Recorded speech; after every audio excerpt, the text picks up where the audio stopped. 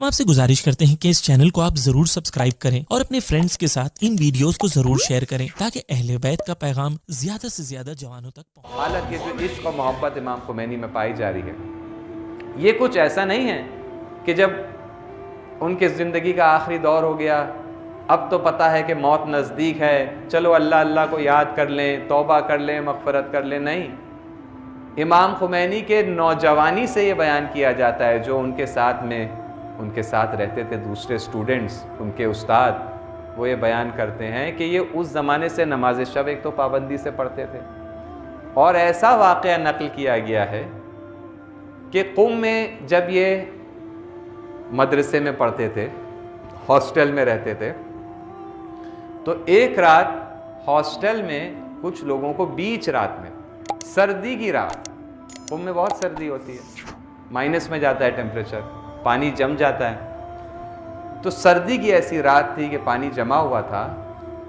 कि कुछ लोगों को आवाज़ सुनाई दी। कुछ तालिब इल्म जो अपने अपने कमरों में थे हॉस्टल में, उन्हें ऐसे ठक ठक ठक ठक इस तरह आवाज़ सुनाई दी बीच रात में, सन्नाटे में।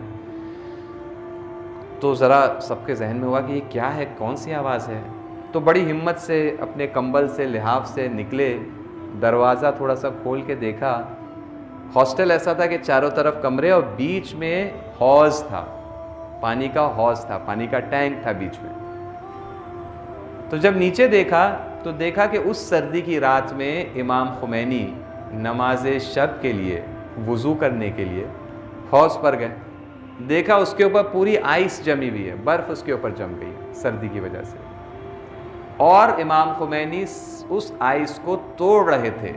और ये आवाज़, क्योंकि आइस के नीचे पानी था, तो वो जो आवाज़ सुनाई दे रही थी ठक ठक की, वो आइस तोड़ने की आवाज़ सुनाई दे रही थी। तो ऐसा नहीं कि इमाम खुमैनी की ये इश्क और मोहब्बत खुदा से बात करने की, गुफ्तगू करने की, अकेले में नमाज शब की शक्ल में या दूसरी नमाज़ों की शक्ल में, ये उनके बुढ़ापे में शुरू हुई, नौजवानी से ये था।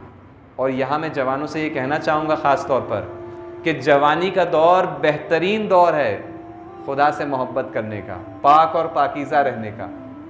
ये जो कभी कभी कहा जाता है कि जवानी में तो मस्ती करने का टाइम है, जवानी का नशा होता है, उसमें मगन रहते हैं, इंशाल्लाह बाद में इबादत कर लेना। नहीं नहीं, ऐसा नहीं, ये गलत है। अगर हमारे दिल में ये सोच है, ये गलत सोच है। अगर कोई और हमसे कहता है बेटा आजकल क्या ज़रूरत है, ये सब तुम कर रहे हो, बाद में भी तुम जवान हो, मज़े करो, तो अगर कोई हमसे ये कहता है, या तो वो नादान है, जाहिल है, या हो सकता है वो हमारा दुश्मन भी हो। क्योंकि जवानी बेहतरीन वक्त है खुदा से लौ लगाने का, राब्ता बनाने का। जो यहाँ पर बच्चे मौजूद हैं, जवान मौजूद हैं, आपने अभी तक, आप मेरी तरह नहीं हैं। मैंने कई गुनाह कर डाले हैं, मैंने कई गलतियाँ कर डाली हैं कि जिसकी वजह से अब खुदा से राब्ता बनाना मुमकिन है, लेकिन सख्त हो गया है पहले के मुकाबले में। वो तौबा इंसान करने की तौफीक हासिल करे, और उसके बाद, लेकिन आप जवान हैं, आप जानते हैं अगर कोई कॉपी या कागज़ होता है, उस पर अगर पेंसिल से आप कुछ लिख दें, रबर से, इरेजर से, ठीक है मिट जाता है, लेकिन कभी भी वो कागज़ पहले जैसा नहीं होता है। जहाँ पर मिटाया गया है वो लकीर तो चली जाती है, लेकिन पहले जैसी बात कभी नहीं हो पाती, जैसे फ्रेश कागज़ की बात होती है। आप लोग का कागज़ अभी फ्रेश है, ताज़ा है, जवानों का, बच्चों का। आप लोग इस वक्त इबादत में ज़्यादा तवज्जो दें, खुदा के नज़दीक आने की ज़्यादा तवज्जो दें। ये वो वक्त है, ये बहार है आपकी उम्र का, बहार खुदा से राब्ता, खुदा से अपने आप को जोड़ने का। तो इमाम खुमैनी के अंदर ये चीज़ जवानी से पाई जाती थी, ज़िंदगी भर ये पाई गई। उनके बेटे नकल करते हैं कि जब वो नमाज शब पढ़ा करते थे, एक तो वो इस तरह रात को उठते थे कि किसी को पता ना चले। पुराना जब ज़माना था तो एक छोटा उनके पास ऑयल का लैम्प था, बाद में एक छोटी सी टॉर्च रखते थे, लाइट को ऑन नहीं करते थे ताकि दूसरे लोग डिस्टर्ब ना हो।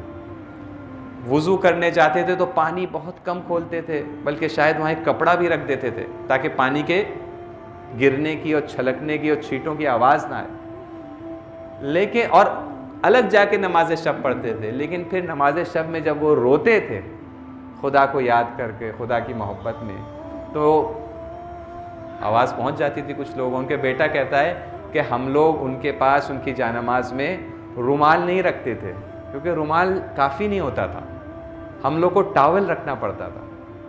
इतने आंसू उनके बहा करते थे। किस लिए? खुदा से वो जो दूरी महसूस करते थे, खुदा से फासला और खुदा से जुदाई जो महसूस करते थे, उसके गम में, उसके तड़प में जो उनके आंसू जारी हो